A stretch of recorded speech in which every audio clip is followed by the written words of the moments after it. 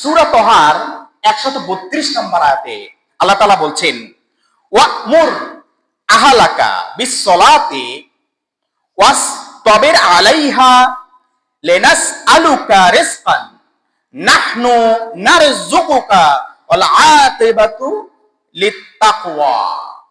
আল্লাহ তাআলা সূরা তহার 132 নম্বর আয়াতে বলছেন, তোমার পরিবার পরিজনকে সালাত আদায়ের আদেশ দাও। কি দাও? আদেশ দাও।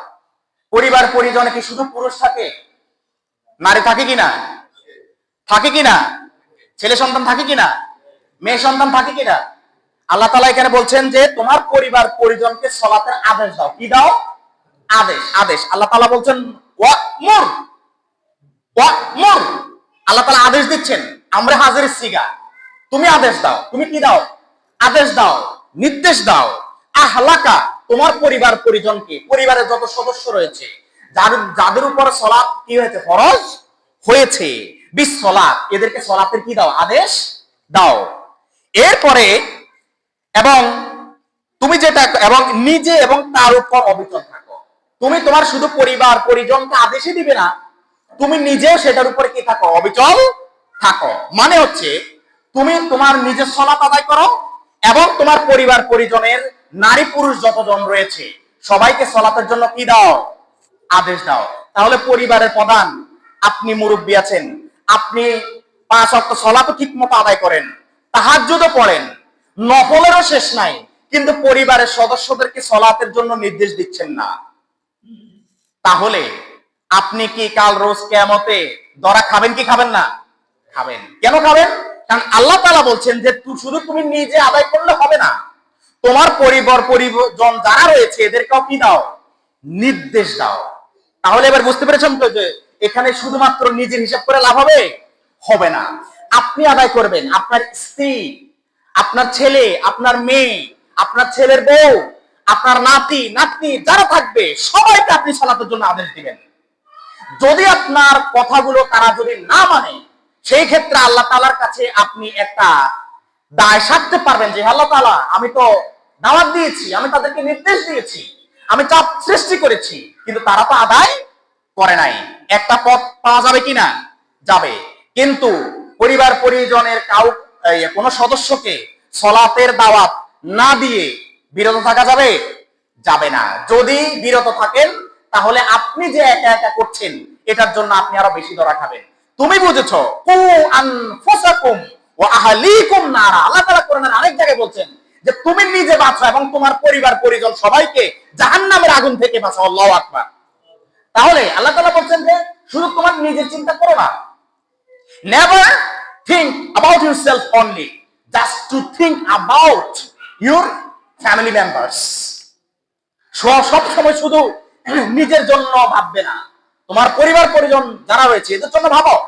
তুমি নিজে একা জান্নাতে যাবে, বেহেশতে যাবে, পরিবার পরিজন সবাইকে দোজখে ফেলাইয়া তারা তো সেই দিন আপনাকে একা একা জান্নাতে যাইতে দিবে না। তারা কি বলবে? তারা বলবে, হে আল্লাহ, আমার পিতা, সন্তান বলবে আমার পিতা, নাতি নাতনি বলবে আমার দাদা, তারপরে এই স্ত্রী বলবে আমার স্বামী, উনি একা একা আমল করেছেন, একা একা ইবাদত করেছেন, আমাদেরকে কখনো এগুলোর জন্য দাওয়াত দেন নাই। কাল রোজ কিয়ামতে আল্লাহ তাআলার কাছে তারা তখন বলবে যে আল্লাহ তাআলা, ওনাকে আমরা এখন জান্নাতে যাইতে দিব না, আমাদের গতি যেটা তারও গতি সেটা হবে। আমরা যদি জানতাম, আমাদেরকে যদি সে দাওয়াত দিত, নির্দেশনা দিত, তাহলে আজকে আমরা জাহান্নামীদের সাথে থাকা লাগতো না। সুতরাং আমরা যেহেতু জাহান্নামে যাব, উনাকে আমরা জান্নাতে যাইতে দিব না, আমাদের সাথে তাকেও দোজখে দিয়ে দেন। নাউজুবিল্লাহ। বুঝতে পেরেছেন এবার? তাহলে সালাত কি শুধু নিজে আদায় করবেন না পরিবার পরিজন নিয়ে? পরিবার পরিজন নিয়ে অবশ্যই আপনাকে দাওয়াত দিতে হবে। আবার অনেকে এটা দেখি, অনেক সময় দেখা যায় যে এই এক ছেলে পুত্রবধূ তাকে নিয়ে ঢাকায় থাকে বা সাহেব টাইপের, এখন বাড়িতে আসলে শ্বশুর হয়তো বা স্বল্প শিক্ষিত বা শিক্ষা দীক্ষা নাই, এখন কিন্তু শ্বশুর খুব সালাত আদায় করে, ইবাদত মানে করে থাকে ঠিক মতো, কিন্তু এখন ছেলের পুত্রবধূ আসার পরে, বাড়িতে আসার পরে ঢাকার সাহেব আসছে, ফজরের সালাতের সময় কিভাবে ওনাদেরকে ডাকবে, ওনাদের ঘুমের একটু ক্ষতি হয়ে যাবে। আবার ছেলের বউ কি করবে, রাগ করবে। এরকম মনোভাব নিয়ে শুধু নিজের সালাতে চলে আসছে, আর ওরা উঠছে 10টা বাজে। আপনি ফজরের সালাত করতে আসছেন, আপনার এই ফজরের সালাতের দাম নাই। কেন? কারণ আপনি আপনার পরিবার পরিজনকে ঘুমের মধ্যে আপনি নিমগ্ন রেখে আসছেন। আপনি ওদেরকে জাগিয়ে দিয়ে আসেন যে সালাতুল ফজরের সময় হয়েছে, তুমি আসো, সালাত আদায় করো, উঠো, আমার সাথে মসজিদে আসো।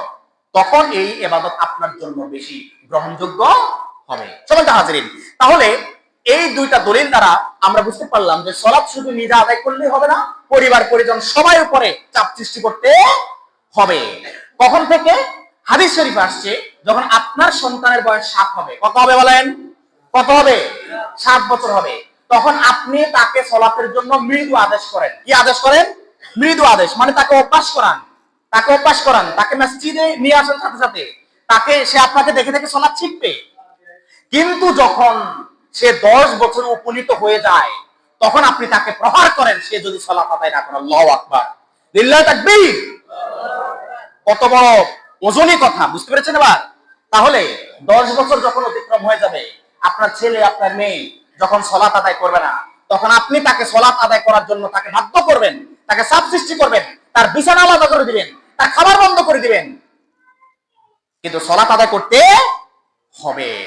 কারণ সম্মানিত হাজরিন, সকাল বেলায় শুকর চিনেন তো? শুকর চিনেন কিনা?